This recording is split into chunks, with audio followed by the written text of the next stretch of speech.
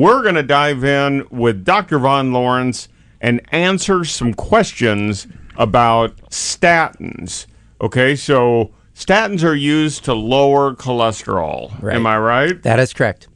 Okay, so my story is, you know all those pharmaceutical commercials that come on and they go, do not take if you're allergic? Right. How do you know that? Right. I mean, It's true. You don't really know until it's too late. So my doctor put me on the megadose of statins, and I was allergic to it, and it severely scarred and damaged my liver. Wow. And that happened a while ago. That's sad. It is sad.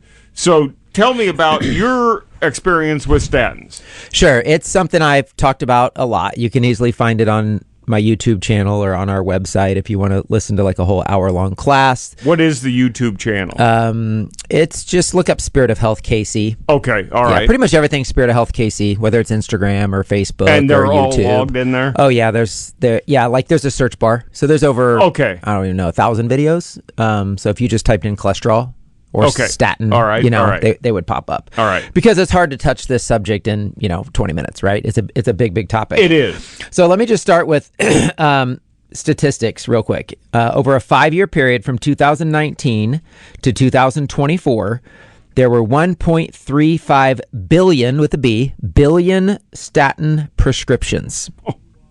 That equates to 270 million prescriptions per year, right? We have 350 million people in America, ish, 380. I have no idea, something in there. We're averaging 270 million prescriptions per year. Now, I'm going to just say this. I'm a very bottom line, point blank guy. You can choose to believe it or not, but I will tell you, and I totally break it down for you in the classes, the entire cholesterol of theory of heart disease is a lie. It is completely based on a myth. There's a book written actually called The Cholesterol Myth, and we are taking something that is absolutely unnecessary, harmful, dangerous, increases your risk for heart disease and stroke. There's not a single true study done showing it does anything to reduce your risk, and the side effects are ridiculous. And so let me just state, and so just keep this in mind, like if you take a statin drug, what it does, here it is in a nutshell. Your body produces cholesterol naturally.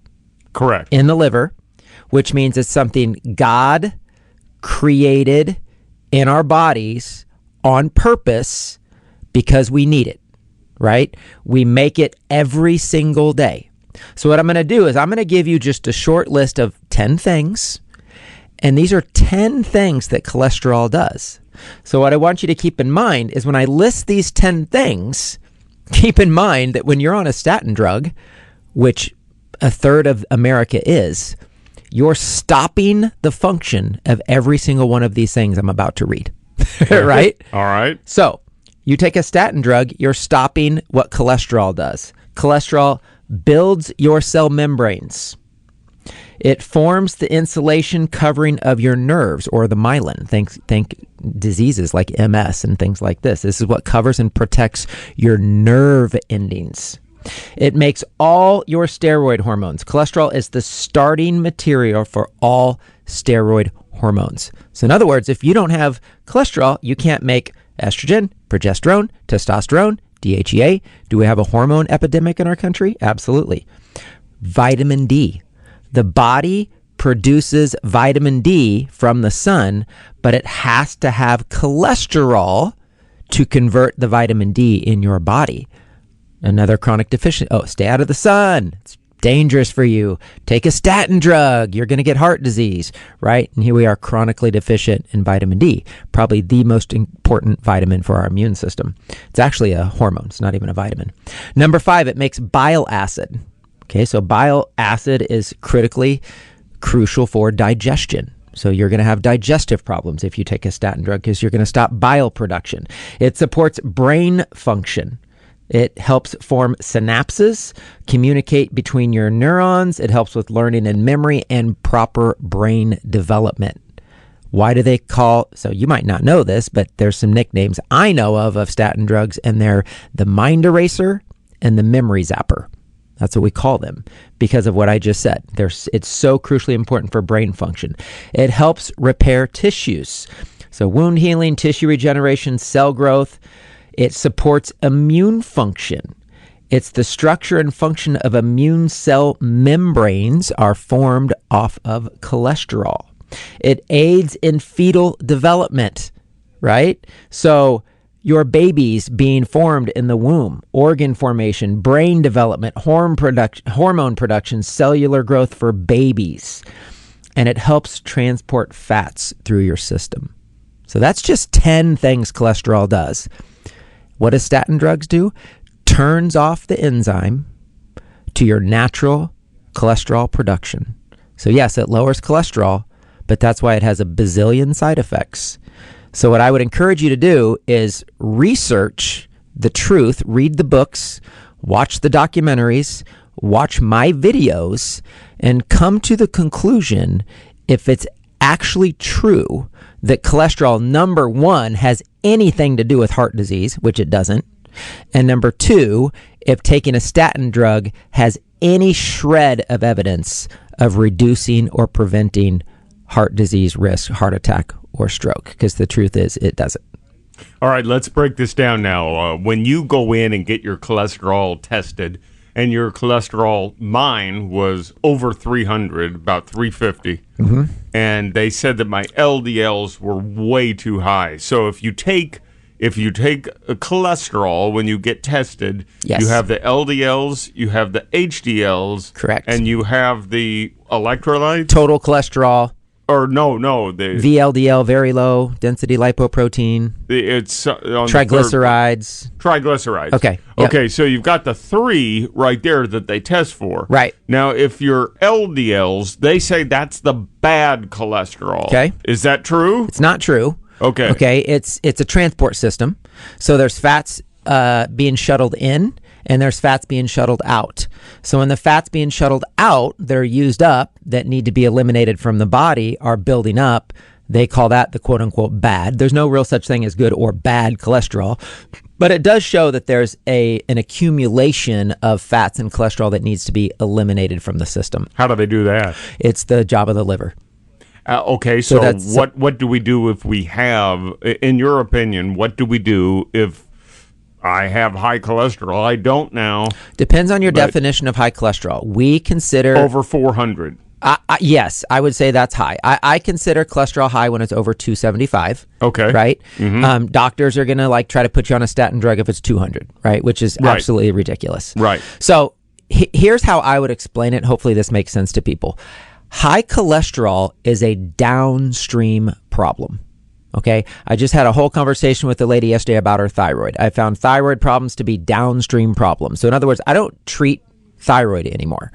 I treat the rest of the problems in the body, and the thyroid fixes itself. So it's the same thing with high cholesterol. You heard the list I just read of why cholesterol is important in the body. Well, if you have damaged tissue and you need to repair more tissue, if you have low hormones and you need to produce more hormones, there's all kinds of reasons why your body is going to naturally produce more cholesterol because of the problems in your body. So in other words, here's another way to say it.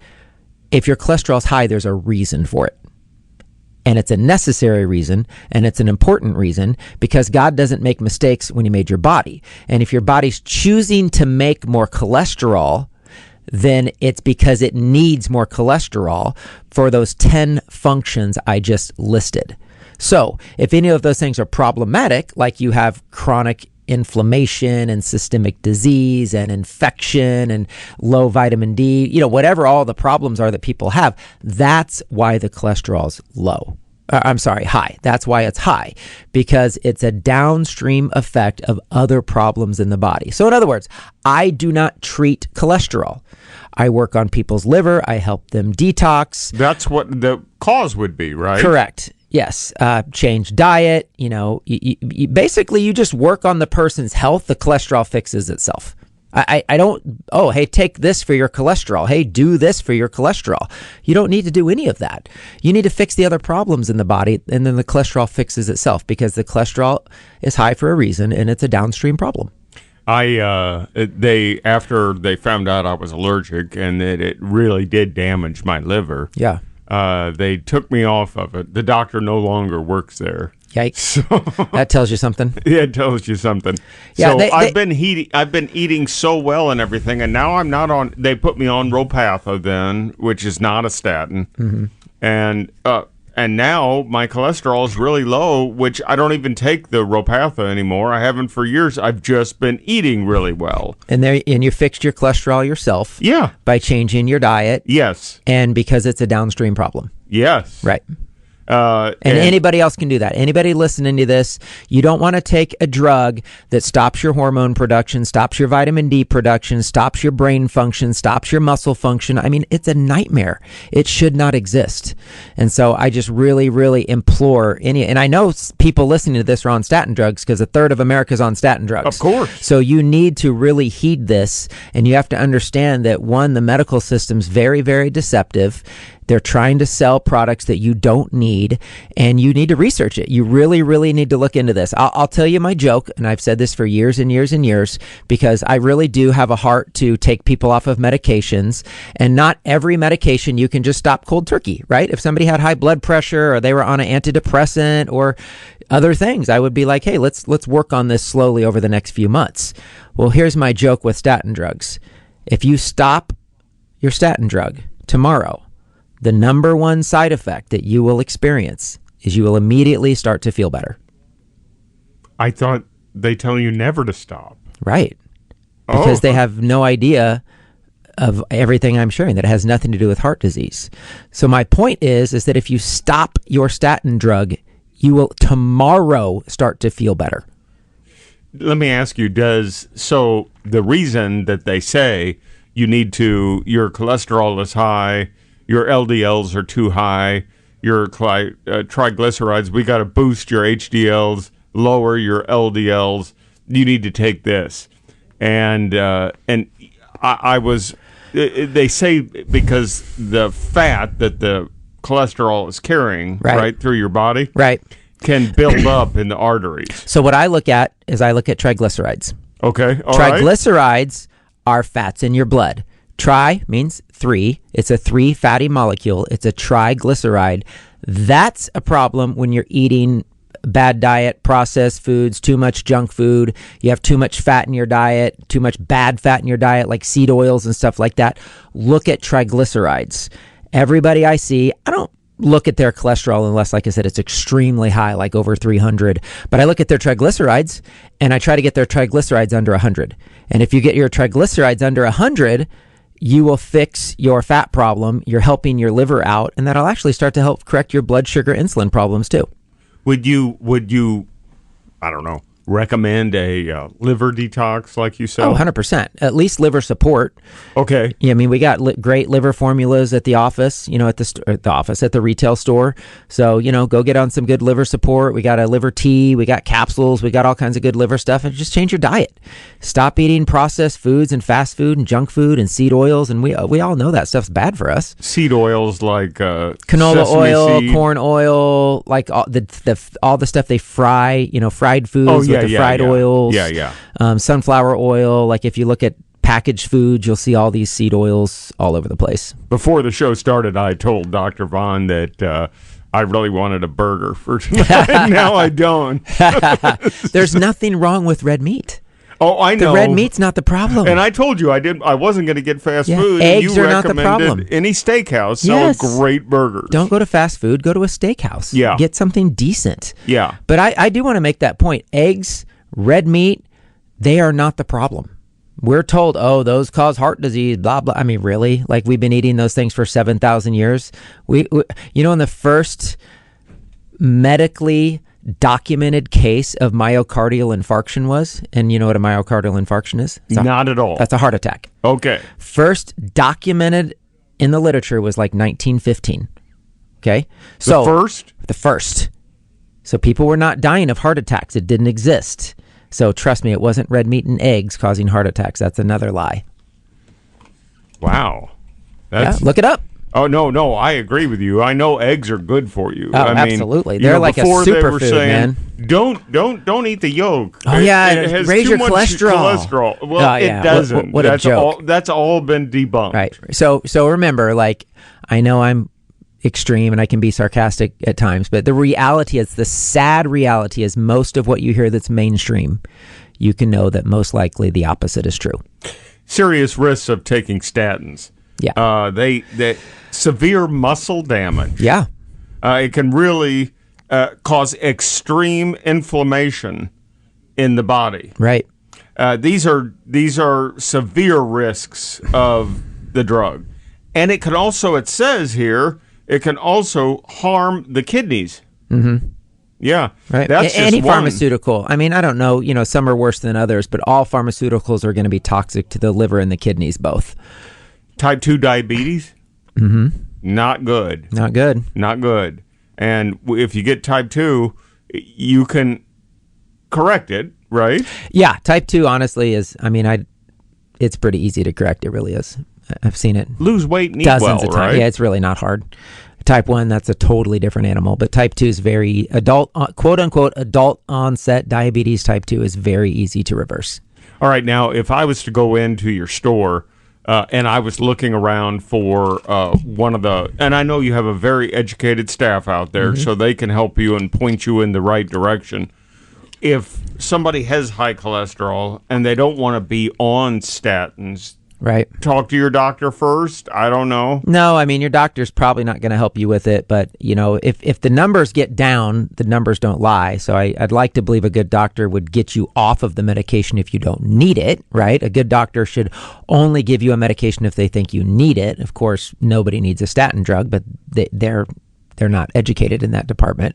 But if you went to our store and you had really high cholesterol and you were worried about it, we'd probably talk to you a little bit about diet, probably give you some liver support. Liver support meaning? Like a liver supplement. Okay. Like a pill. Like a milk thistle. Maybe it's got some glutathione, burdock root, maybe some bitters. There's all kinds of great stuff that helps the liver out. Choline, which is eggs are really high in choline. That's very important for the liver.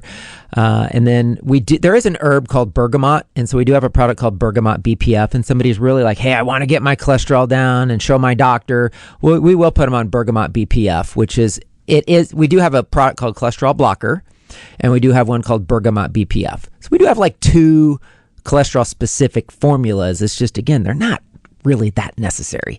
Would you go through if you wanted to do that, would you go through or recommend a liver detox for those weeks? Absolutely. Then go on. Yeah, we have a liver cleanse. We have a 30-day liver cleanse that anybody can get in our store and just follow the instructions. We have a whole bunch of cleanses. And you just drink it, right? It's a combination. It's diet, lifestyle, supplements. Oh, of course. Like it's a whole cleanse. Okay. Yeah. Okay, and then that goes for 30 days, and then you can go on a liver support if you'd like to. Yeah. Do a liver cleanse, do some liver support, check your cholesterol every 3 months. It should drop. Shouldn't be any problem. spiritofhealthkc.com for more information, and you can also order these products online. So they sell all of these.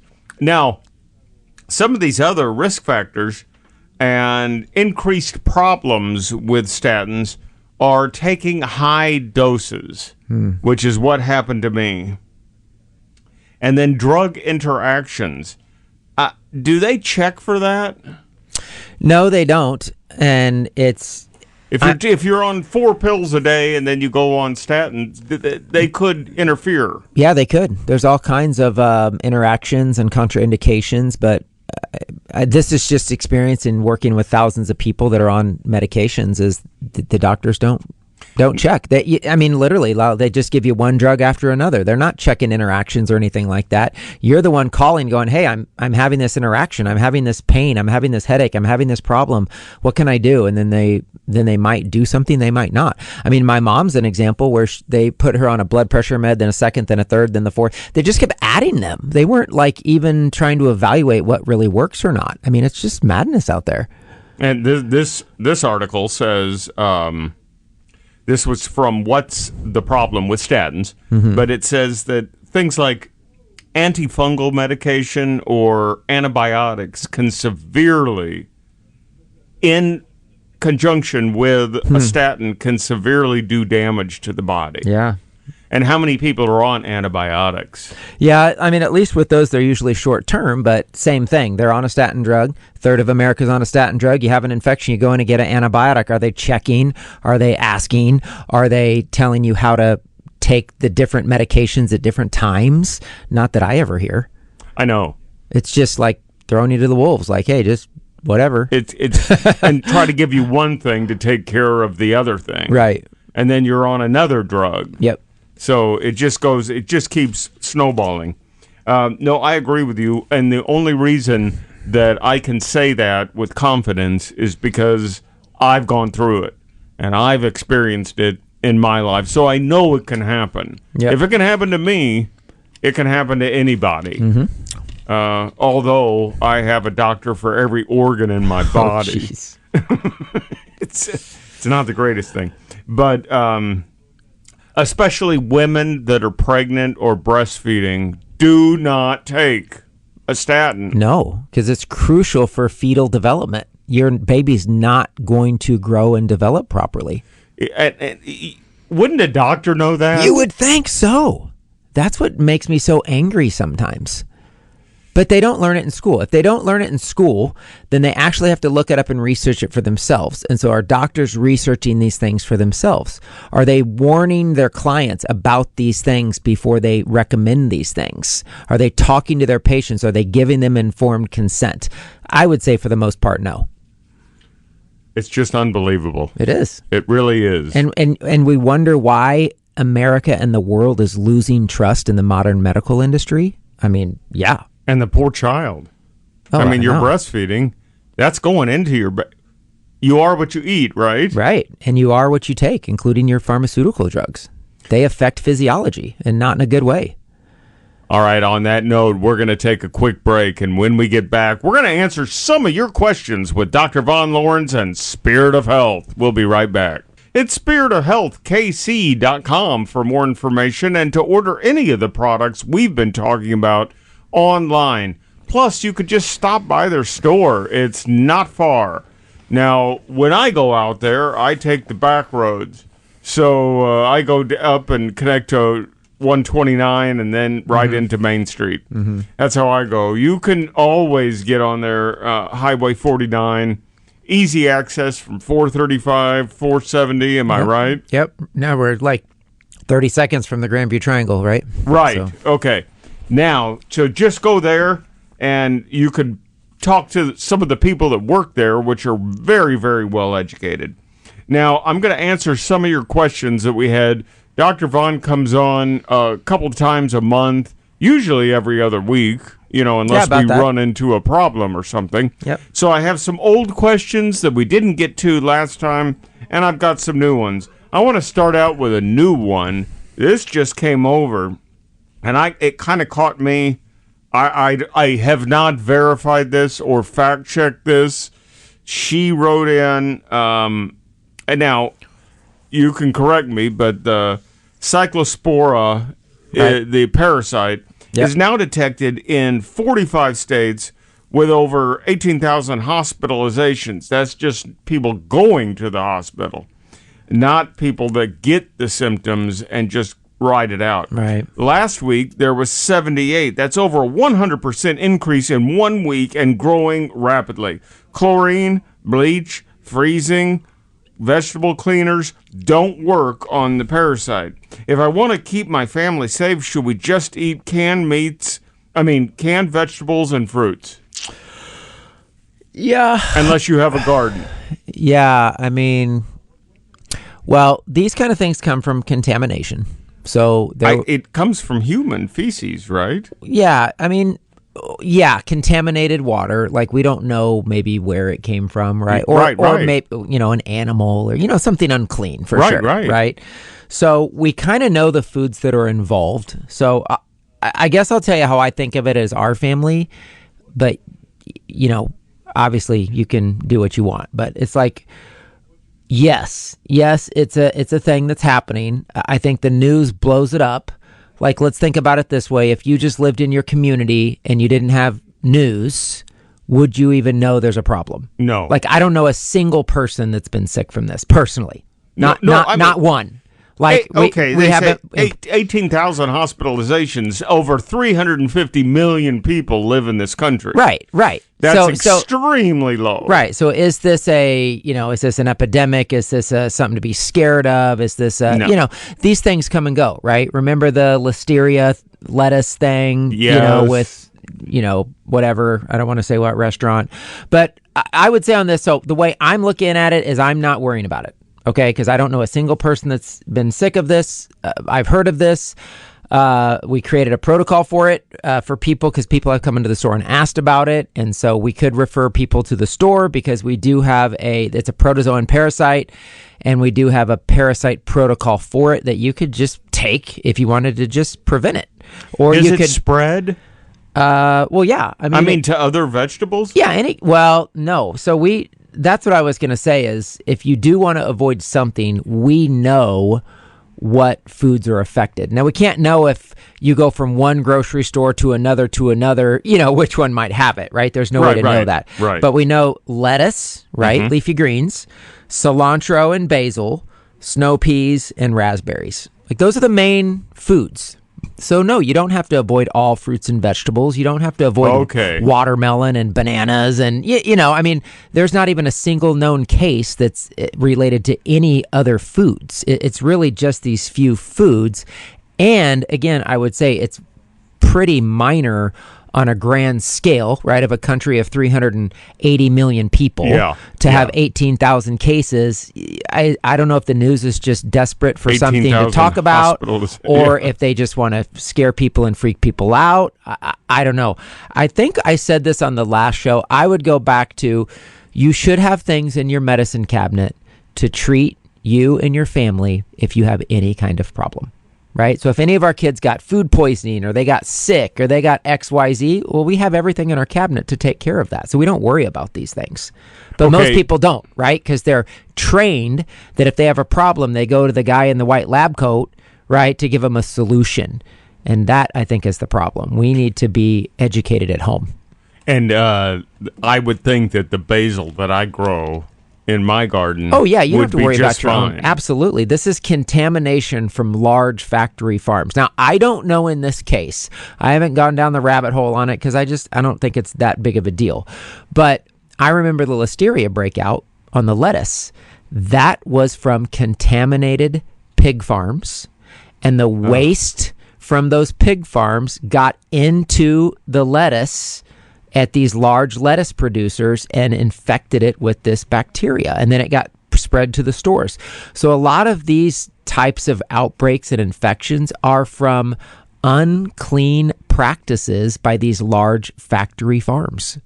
There's a lady in Hutchinson that I heard a couple of days ago on a show that I listened to, and he said that she's suing Taco Bell because she was hospitalized for, I don't know how many days or weeks, but severe vomiting, migraines, diarrhea, the whole thing. Well, wouldn't you go after the lettuce? It's not Taco Bell's fault. Right. Yeah, it's really not. Yeah. No, you're right. It's whoever the producer is. Not having it, wherever they got the Taco lettuce. Bell should be suing, absolutely. the company That's they what got I it thought. from or whatever. Yeah. When I first heard it, I thought, well, why would you sue them? I mean, I would say that, like, if I went and ate Taco Bell right now, I'd probably have all those symptoms because I haven't eaten Taco Bell in 25 years. I think the whole thing's poison. So I don't think I've ever eaten it. Bringing us to our second question. If 70% of your immune system is in your gut, should I take probiotics? From Linda. Absolutely. Yeah. I mean, I would say number one, eat fermented foods. That's a lost art, right? Sauerkraut, kimchi, beets, apple cider vinegar. You can do beet kvass, which is fermented, unsweetened kefir, unsweetened yogurt. What's kefir? Kefir is like yogurt on steroids. Gotcha. It's like 10 times more powerful than yogurt. Gotcha. It's a fermented dairy. And literally, a bottle of kefir can have trillions of probiotics in it. And that 10, goes 12, into your gut. 10, 12, 14 different strains. It's loaded in good bacteria. And people, it used to be normal for people to make that by themselves on their farms every day. So that's a lost art. They're still in the grocery stores. So eat fermented foods. Do not buy the ones on the shelf. You need to buy the ones in the refrigerated section.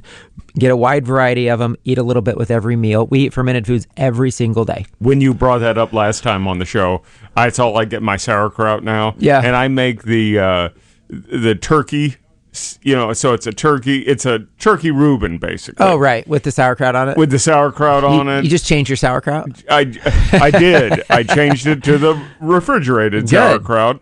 It's really good, and I make a turkey Reuben because I don't want to eat, a lot of processed meats. Right. So yeah, probiotics are great. To answer the question, I think fermented foods are the best.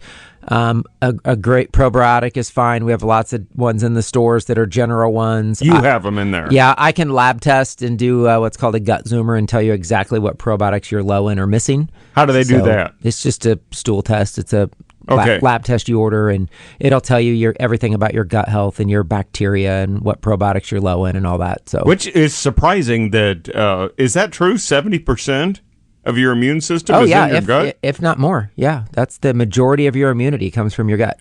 Wow, absolutely. That's stunning. Let me see how much time we have here. Okay, we've got enough time to answer this question. This comes from Denise. If I buy the liver pills that we talked about, the beef liver pills. Beef liver, okay. That we talked about. Right. Could I get too much iron? No, not from a food source. Here, I'll I think we're going to talk about iron next time. So I won't go too far into it. Right. But everybody has too much iron. Everybody, even people that are anemic. So I'll explain that next time. Okay. So let me answer it this way, just to give you an answer. You will not get too much iron from eating food that contains iron. Even your pill. Right. Beef liver, eating liver, taking beef liver capsules, eating steak. That is not the problem. The problem is when we learned that iron was an essential nutrient back in the 1930s, we started fortifying everything with iron. So for almost 100 years, we've been fortifying foods with iron, which I'm sorry to use this word because my kids say it's a bad word, but that was a stupid idea. Okay. Iron. It's even cereals. We have an iron toxicity nightmare because we have fortified iron. It's in bread. It's in cereal. It's in bagels. It's in milk. It's in go on and on and on and on and on. Every American has way too much iron in their body. Okay. Denise, I hope that answers your question. I'm hoping pronouncing the name right. Oh, if it's Dennis. But yeah, so now let me check time here real fast.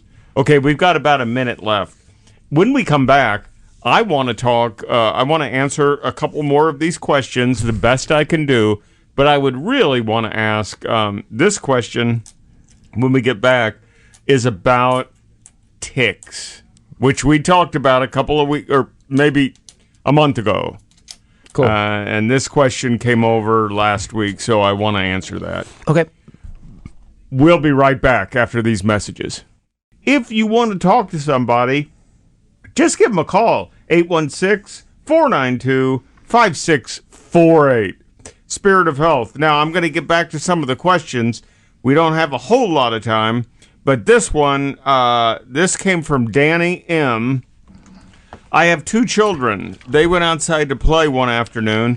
They came both back in. One child had 6 ticks, even on his scalp. The other had none. Could that be their blood type that is attracting one versus the other? That was the question. Yeah, I don't know 100% for sure, but from my understanding, the way ticks work is similar to mosquitoes, and they're actually attracted to let's just say bodily secretions. When we breathe out, we have carbon dioxide. We breathe out sweat, our body odor.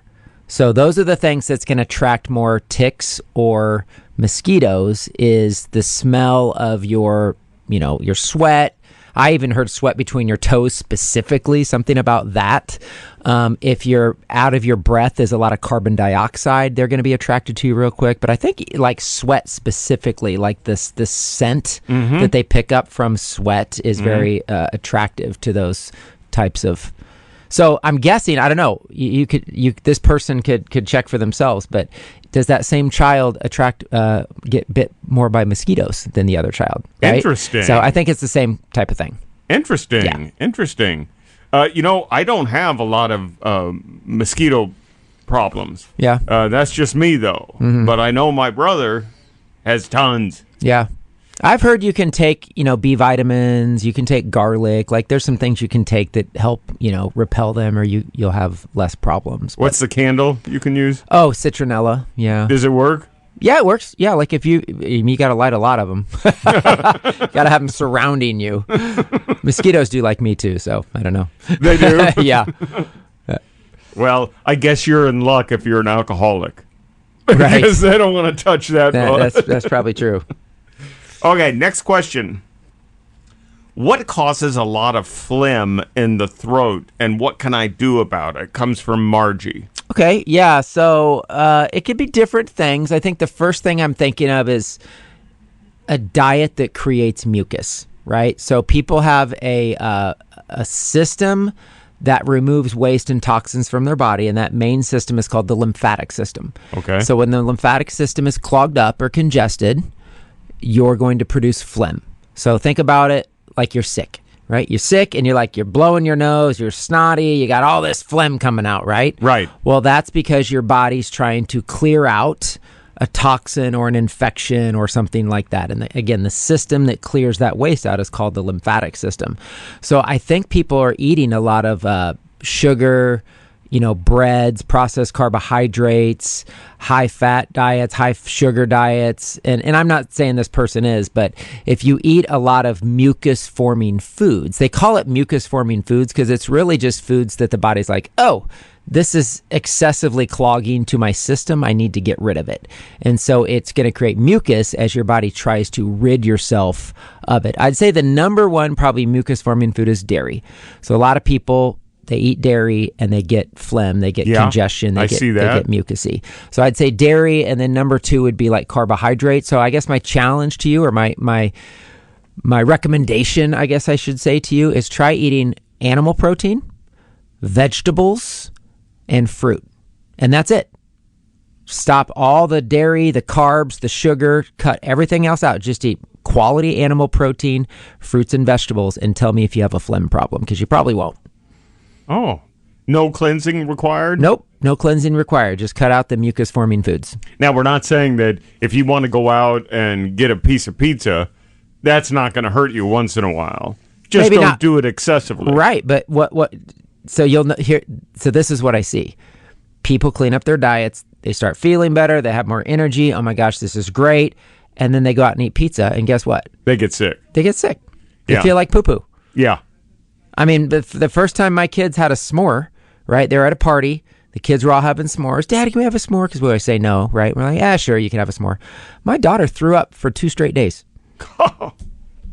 That junk was not meant for human consumption. It just wasn't. They, but we're not saying that you can't ever do it. We're just saying that it could affect your body. It could affect you, right. And this is exactly what they train or what they coach on the people training to go into the mixed martial arts world. They put them on a real healthy diet, and then, they're like, even if you make weight or whatever, don't eat a piece of cheesecake. Right. You'll be sick. Totally. Absolutely. Because the more clean the body gets, the more it's going to reject junk food. This is an interesting thing about the human body. It's adaptive, right? Think about cigarettes. Are cigarettes good for you? Oh, yeah. That cigarettes could have caused the phlegm, too. Well, right. But think about the first time anybody smoked a cigarette, even smokers.